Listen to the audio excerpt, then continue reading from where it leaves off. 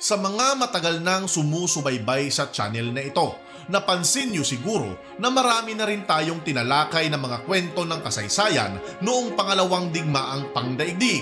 Karamihan doon ay puno ng aksyon, kabayanihan, katapangan at pagmamahal sa kani-kanilang inang bayan. Pero hindi pa natin natalakay ang tunay na kwento sa buhay ng apat na magkakapatid ng pamilya Aconi. Ito lang naman siguro ang sa tingin ko ay pinakatumagos sa puso ng mga nakakaalam sa kanilang kwento. Pinaghiwalay ng kabataan, hinubog ng digmaan at naging magkalaban. Magkaiba ng paninindigan, magkaiba ng bansang pinaglalaban. Tara at ating tunghayan ang kwento sa buhay ng magkakapatid na Aconi. Pero bago ang lahat, ay huwag kaligtaan na mag-subscribe sa aking YouTube channel at pindutin ang bell notification para maging updated sa aking mga bagong video na ia-upload. Maaari din kayong mag-follow sa aking Facebook, Instagram, Twitter at TikTok account. Tara na at ating tunghayan ang paksa sa videong ito. Si Ichiro Aconi at ang kanyang asawa na si Yokie ay lumipat sa Amerika mula sa Japan noong 1918 para magbakasakali ng magandang buhay. Nagbukas sila ng maliit na grocery store sa Central California habang pinapalaki ang kanilang 9 na mga anak. Pero nung mamatay si Mrs. Aconi noong 1933, ang mga bata ay pinadala sa kanilang kamag-anak sa Japan bago sumunod ang kanilang ama doon. Nahirapan sila sa kanilang paglipat na iyon, lalo pa at sila ay pinanganak at lumaki sa Amerika. Ang panganay na si Harry ay masyadong malapit sa kanyang tiyo na nagturo sa kanya ng lengguwahe ng Hapon, kultura at asal. Gayunpaman, nang lumaki si Harry at ang kanyang kapatid na si Ken, ay bumalik sila sa bansang tinuturing nilang tahanan, ang Amerika, at tumira malapit sa Los Angeles. Pero noong December 7, 1941, inatake ang Pearl Harbor.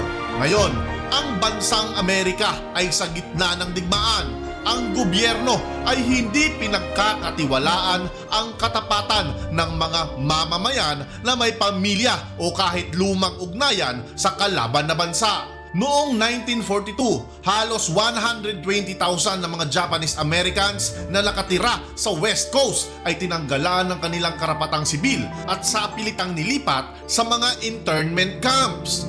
Kahit pa ang iba sa kanila tulad ni Harry at Ken na Nisei, American o dual citizen na pinanganak sa Amerika mula sa mga magulang na Japanese immigrant.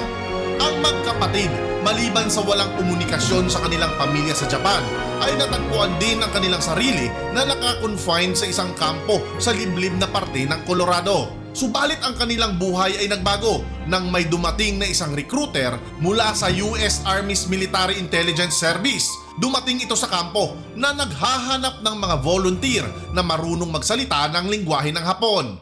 Sa kabila ng trato sa kanila ng gobyerno, si Harry at Ken ay hindi nagdalawang isip na magtaas ng kamay para sa nag-iisang tsansa nila na makalabas sa kampo at patunayan ang kanilang katapatan bilang American citizen.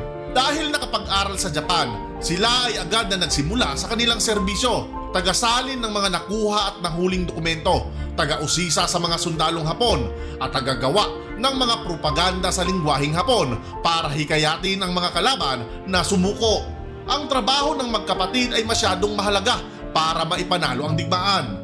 Tagabigay ng mga mahahalagang estratehiyang impormasyon tungkol sa laki at lokasyon ng puwersa ng mga Hapon.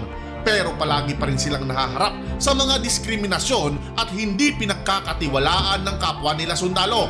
Isang beses pa nga, ang mga combat gear ni Harry ay biglang nawala ilang sandali bago sila mag-parachute sa kalabang teritoryo at ayaw din siyang bigyan ng kapalit na armas ng Amerikanong opisyal. Gayunpaman, ang magkapatid ay nanatiling tapat sa kanilang tungkulin kahit hanggang sa magtapos ang digmaan. Pero hindi lang si Harry at si Ken ang magkapatid na sumabak sa digmaan sa Pasipiko. Hindi nila alam, dalawang nakakabatang kapatid, ang pangatlo at pang-apat sa 5 lalaking magkakapatid ay naglilingkod ng buong katapatan sa Imperial Japanese Navy. si Saburo sa Naval Air Force at ang 15 taong gulang na si Shero bilang orientation trainer ng mga bagong recruit. Nang matapos ang digmaan, si Hari at si Ken ay naglingkod sa Allied Occupational Forces at tinitingnan bilang traidor ng mga lokal na Hapones. Nang ang lahat ng magkakapatid na Apune ay nagsama-sama sa isang family reunion sa Kagoshima sa unang pagkakataon pagkaraan ng ilang dekada, ay napag-alaman na ang apat na magkapatid ay nakipagdigma sa magkaibang panig. Hindi na iwasan na magsigawan at muntikan ng magkasuntukan hanggang sa ang kanilang ama ay pumagitna. Ang magkapatid ay nagawa namang magkasundo pagkatapos noon. Si Saburo at Shero ay nanirahan kasama ni Hari at Ken sa California, kung saan kinalaunan ay nakipagdigma sa Korea bilang mga sundalong Amerikano. Noong 1988, kinilala ng gobyerno ng Amerika ang kawalan ng katarungan sa kanilang mga internment camps at inaprubahan ang pagbabayad ng danyos sa mga survivors. Para naman kay Hari, ang kanyang malaking panghihinayang ay ang kawalan niya ng lakas ng loob para pasalamatan ang kanyang Hapon na matandang tiyo na nagturo sa kanya ng maraming bagay. Ang kwento ng buhay ng magkapatid na Apune ay isang katunayan na magkaiba man ang paniniwala at pinaglalaban, ang magkadugo ay mananatiling magkadugo. Magkaaway man sa paninindigan, magkakabuklod pa rin sa ugat at pagmamahalan. Nais kong i-shoutout sina Dave Jester at si Tonis. Shoutout sa inyo mga kapabrika.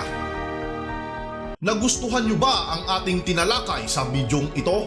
Kung oo, ay huwag kalimutan na i-like, i-share, mag-comment at mag-subscribe sa aking YouTube channel o kaya naman ay mag-follow sa aking mga social media accounts. Hanggang sa muli, ito nga pala ang Wheelers Inc. Bye-bye!